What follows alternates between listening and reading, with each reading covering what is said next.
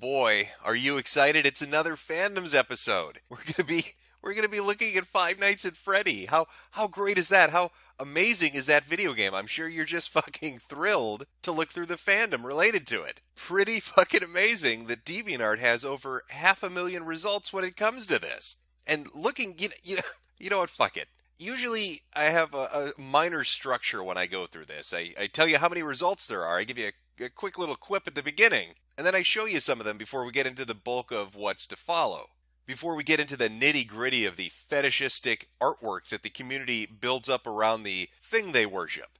But I'd like to take a minute before we really even get into that to address a few things. Namely, that this Flash-based point-and-click piece of shit looks like it's been ripped off of the 2008 main page of fucking Newgrounds. It's the kind of game people would have played while they waited for the next box head to come out. It's amazing, really, when you think about it, that there are 6 of these.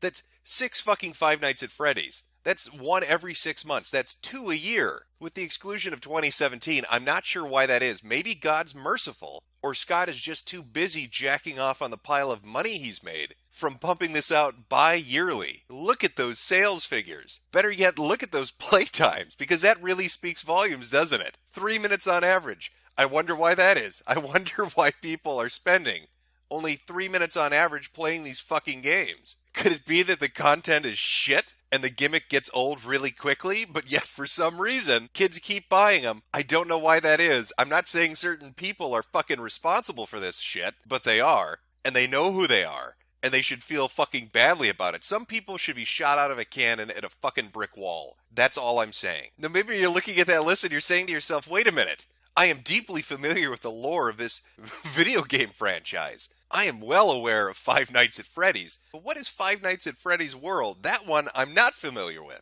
I don't remember that video game. Well, that would be the one that was so fucking awful that it got yanked down from the Steam store by Scott himself and given away for free.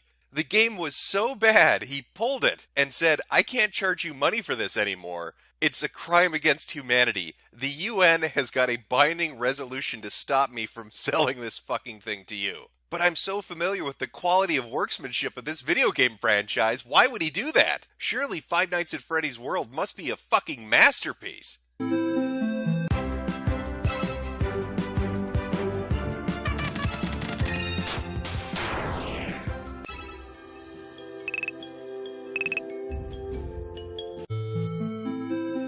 Yeah, that's about the quality I was expecting. That's worth $15. Where do I send the check to, Scott? I don't know. Do you need a new yacht? Is that why you put this one out? What was the rationale behind that? Now, some people would be cynical and say that no, Scott pulled it down not because he felt bad, but because he was getting a massive amount of backlash on Metacritic and on the Steam forums. Well, I don't know what you're talking about. I mean, you saw that quality gameplay.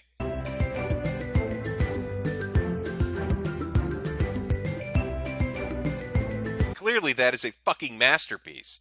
Or at least that's what you would consider a masterpiece if you were a fucking retarded 10-year-old. Oh, but wait, Jim, why are you speaking out against the video game? You didn't do that with Sonic. Oh, Sonic has had some fucking god-awful video games. I don't think even the most diehard Sonic fan is going to tell you otherwise. They are well aware of the fucking atrocious shit that gets churned out by Sega on a near yearly basis when it comes to Sonic the Hedgehog. And other fandoms that you might want to point to might be obnoxious, but at least they have a video game to base their shit around. Oh, what about Undertale? Well, as far as I remember, Undertale actually had this thing called gameplay, had mechanics built into it. It's really weird. It wasn't just a flash-based point-and-click piece of bullshit. It's really hard to nail Undertale for being in the same league as Five Nights at Freddy, because it's an actual video game. Oh, but wait a second, Jim. I've heard your stupid ass talk about To the Moon before. That's not a video game, that's a fucking visual novel. The gameplay in that is shallow. It's crap. How can you knock Five Nights at Freddy for having no fucking gameplay in it when you like To the Moon? Well, you might have a point,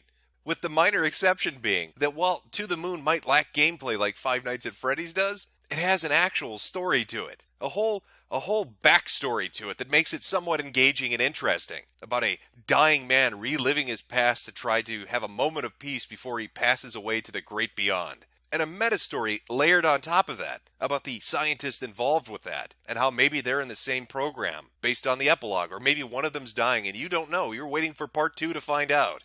There is a narrative arc in that little indie game that makes it entertaining, But not so with Five Nights at Freddy. There's no deep fucking plot here. It's a bad night at Chuck E. Cheese on an acid trip. You're running away from a blender that's wearing earmuffs that wants to kill you. Over 100,000 units of this sold. Don't even try to compare this shit to another video game franchise. You're not going to win that argument. Now, I know I'm going to get people in the comment section that are fucking stupid and are going to try to defend this piece of shit video game. I shouldn't even call it a video game. This piece of shit flash animation. They're going to say, you don't understand, Jim. It's got appeal. It's spooky, scary skeleton shit. I'm not a retard that bought it because I saw PewDiePie or Markiplier play it. No, I'm in it for the deep plots. You can't appreciate how amazing this franchise is. If you're one of those preteen idiots, I'd like to sell you my video game. I call it 6 Days at Johnny's. It's got a really unique plot. I think you're going to appreciate it. You're trying to escape the school, but the Tard Wrangler won't let you. And there's a plot twist. The Tard Wrangler isn't the robot. Your autistic ass is. You unfeeling, unempathetic, non-expressional piece of crap. You're the robot. And you've got to get past your Tard Wrangler. I'm going to have that up on Steam in the next week. And unlike Scott, I'm just going to leave it up there because fuck you, you'll pay for anything, won't you? Alright, I feel that was cathartic. I feel better now that I was able to express my opinions on this non-fucking game. Now let's go look at the fandom that built up around it. Because I think we're going in with a better understanding. They're not really here because they think the gameplay's stellar or they think the plot's super deep. It's more a bunch of furries like the idea of a robot wearing a costume. What are they exactly? What's their kink? How do you classify this one? If a machine is wearing a wolf costume, what kind of freak are you? I don't know. But you got a boner either way, don't you? Five Nights at Freddy fandom. So let's go look at your gay robot baby pictures because I'm sure there's going to be some in there. I'm sure there's going to be some, and there may be some vor too. It's just the fetish getting slapped on top of the fandom, isn't it? You just need to produce those pictures. I don't even think you really give a shit about this franchise. I think you wanted an excuse to show a robot bear shitting out a turkey. Oh, hey there, little kid. Why don't you come into the storeroom with me? Come into the closet.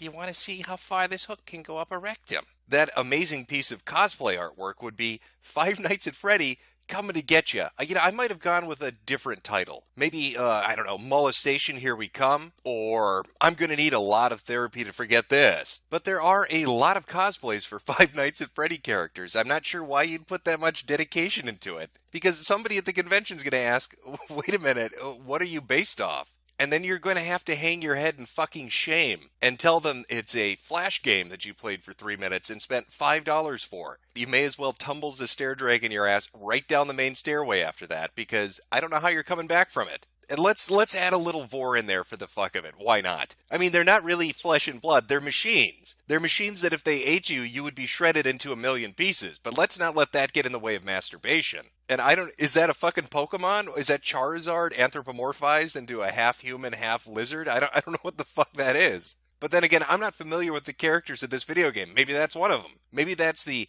15th iteration of some Chuck E. Cheese mascot that they put in the 18th game. I have no fucking clue. Yuck! We told you we'd stuff you into a suit, but we never said which one. And boy, you were delicious. Yuck! Excuse me. Apparently, these robotic mascots are a cross between an inbred hillbilly and Goofy. I like to call this sequence regret. Here's the before, and then immediately after the regret. It looks like a wounded animal begging to be shot. It looks like a horse that got hit in the road and you need to pull out a shotgun from your trunk and just end its fucking suffering. And, call me crazy. This was under the vor tag. But I think there might be more going on with this particular image than just vor. I'm not sure what body part they're eating first, but I have a small inkling, a little bit of a hint. God, they sure do love the vor pictures and inserting their own OC in it. Remember, do not steal. This is an original character. One created by Nico Kai Cutie, Puppet 8 Golden Freddy. Oh, you'll be wondering why the both of them are not complaining to get out, because this is a shipping, a Puppet X Golden Freddy vor pic. I'm gonna guess the reason the giant black fox isn't freaking the fuck out right now is because he's gone into shock from his legs breaking as the weight of whatever he ate has slammed him into the ground. That is the look something has before death takes it to hell. But it wouldn't be a deviance without a little bit of gay empreg. Oh, that's right. I'm talking about robotic butt babies. Look at that look at that enduring embrace. They are meant for one another. They're going to have some kinky sex and somebody shitting a toaster out in a week. It's just, look at the faces. Look at the faces of these bizarre gay robot relationships. I'm wondering if this one should have been tagged not safe for work just based on the facial expression, because somebody is enjoying this embrace in a little bit more than a friendly way. Now, this is the high quality craftsmanship that I have come to expect from DeviantArt.